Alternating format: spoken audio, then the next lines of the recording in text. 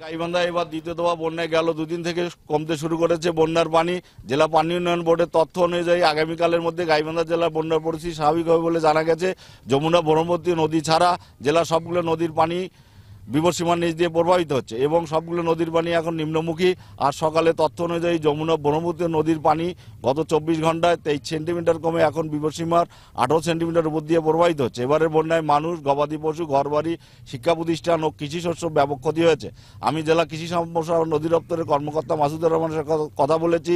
তিনি আমাকে জানিয়েছেন এবারের বন্যায় 6436 হেক্টর ফসলি জমির পানিতে নিমজ্জিত হয়েছে। এর মধ্যে বেশি ক্ষতি হয়েছে আউশ ধান, তিল, বাদাম, ভুট্টা, শাক, বীজতলা। এছাড়াও কিছু কিছু এলাকায় স্বল্প পরিমাণে কলারও ক্ষতি হচ্ছে। তবে এক্ষুনি ক্ষতির পরিমাণ বলা যাচ্ছে না বলে জানিয়েছেন তিনি।